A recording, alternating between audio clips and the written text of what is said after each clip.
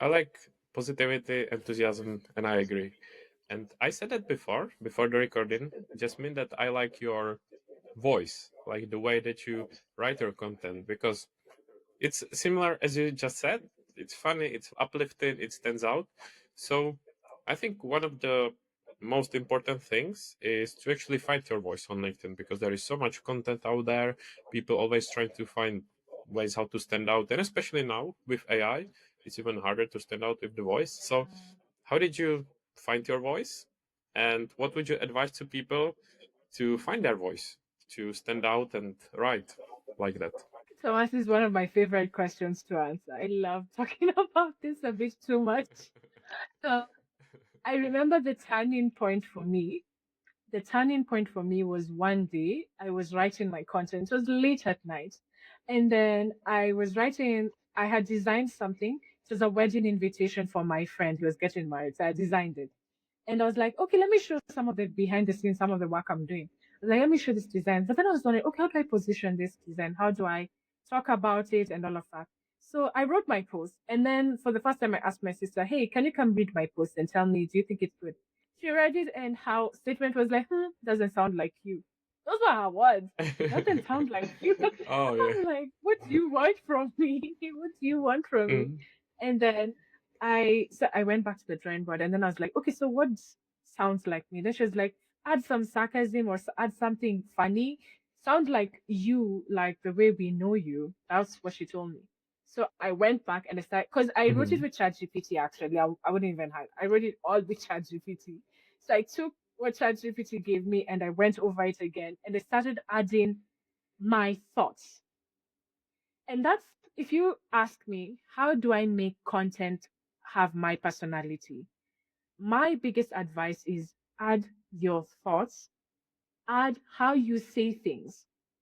Like, if your friends know that you say something in a certain way, rephrase it to sound that way. So, for example, if I'm adding, I have this technique that I use. I'll put my POVs in brackets. So I'll add something like, I can't believe I just thought of that. Just that internal monologue. You know how you sit and you're having these thoughts, you're just having that internal monologue. Add it to your content. When you add that to your content, that's what differentiates it from every other content. Because me and you, Thomas, are not having the exact same thoughts at this exact moment.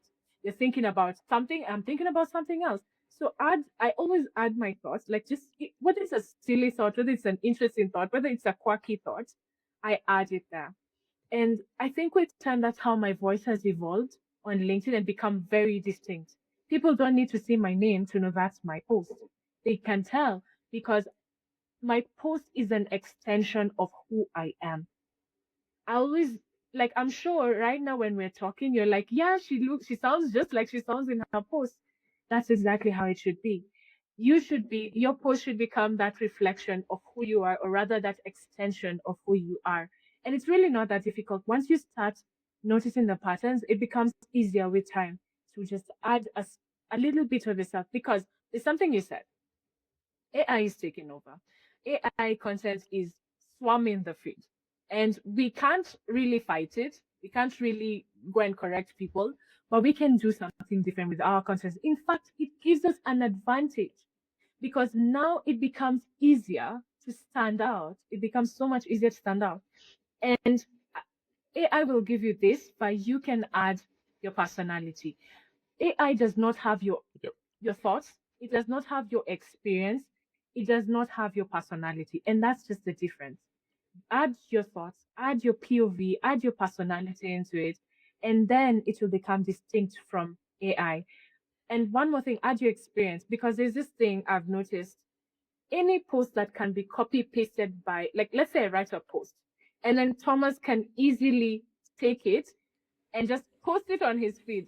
I, as Jasmine, should know I have not done enough personalization on that post, because my post should be about my experience. For example, if you're writing a post, Thomas, you'd be like, "Oh, I was speaking with Jasmine, and I noticed this about her. I noticed this about her." No one, no one with a sane mind will take that post and paste it on their page because you wrote your own experience. So don't teach facts, The internet is full of facts and it can do a Mhm. far better job of showing us the facts compared to me or you. Instead, show your experience. The internet cannot provide that. AI cannot provide that. So give your experience. Talk about what you went through. What was your thought while you were going through it? And then phrase it how you would speak it while having a discussion with your friends. It's that easy. It's a great point. I agree. Because experience is unique to you, no one can take it from you. And if someone copies that, at least you see that it's copied from you and it's plagiarized. I was going to say that for the Exactly. people, I encourage them, of course, to have a look at your content, at your posts, but don't forget, don't copy Jasmine. Use it as inspiration to develop your own thought. Because then, what's the point of doing that if it's not actually yours? Exactly. It should be yours. And I was about to ask you, you probably kind of answered it, but as we were talking about AI, you've got people sometimes say that, oh, AI is going to take over your work and this and that. And especially when it comes to design, what's your take on AI when it comes to design? For people who might be scared that it's going to take your work, and then also if you Mm. can elaborate on how you use it, how you look at it. This is a good question, Thomas. I had this discussion with someone, I think 2, 3 days ago, and his worry was he's getting into design, and his worry was, should I even bother? AI is here. You can design faster with AI, a lot faster, like in just one prompt, you have something. And as he was talking, it made me realize that there are lots of people who are still holding back because AI is in the room. Look, I cannot talk about 10 years down the line if AI will have taken our job. But for now, in this season we're in 2026, my perspective is AI is my asset. AI is the tool I use to differentiate me from every other designer or any other designer. Because I have my expertise, I have my eye for design, and then I have this tool that can make my life so much easier, so much faster. Now, there are certain fields and there are certain people who will not at all embrace AI for their design work. For example, if a company, like a big company, let's say like with a Nike, there's no way Nike is going to hire AI to design their flyers and stuff. No, they will not go that. They will not go in that direction. At the end of the day, yes, they may have a few things they've done with AI, but they will want a human being. They'll want a good designer, an experienced designer to sit down and do that work. Yeah. So AI is not replacing jobs right now in terms of the design space because yes, it's good, but it's only good for certain roles. I have seen the designs AI makes. Yes, there's some which are exceptionally good if you use the right prompts, but still, you need an eye for design to be able to come up with those prompts to create those designs. You still need the human behind it. So instead of fighting AI, ask yourself, how can I use this thing to my advantage? Can it make my output faster? Can it give, like nowadays, you ask me, how do I use AI? I love Claude. I subscribe to Claude. It's part of and parcel of my design work. So, like yesterday, I was giving a presentation to one of my clients and I needed to do research for him. So I used Claude to come up to do the research. I went to Perplexity, everything.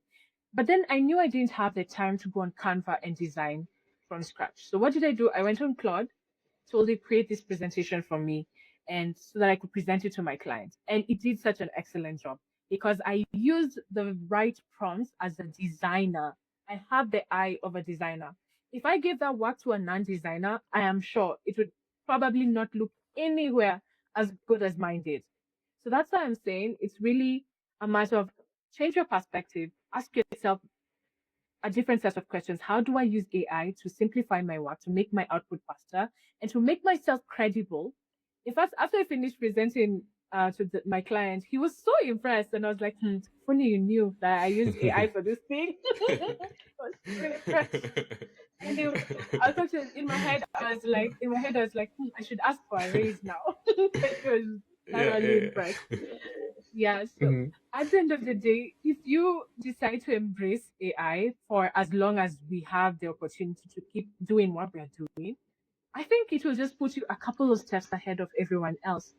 and it will give you Mhm. that leverage that yes, I know how to design old school style with Photoshop, with Canva. I can design, I can do my job, but I'm also aware that AI can speed up the process for me. So how do I use it?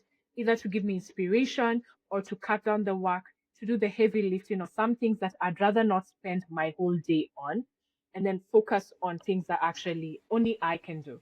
So that's what I would say. Embrace it, use it to your advantage, and don't be scared of it because there are people still hiring designers. Those who opt for these other designs made by AI entirely probably are not the best clients for you because they might be low budget clients. So you'd rather be aiming for people who are aware that a human being is necessary in the design process.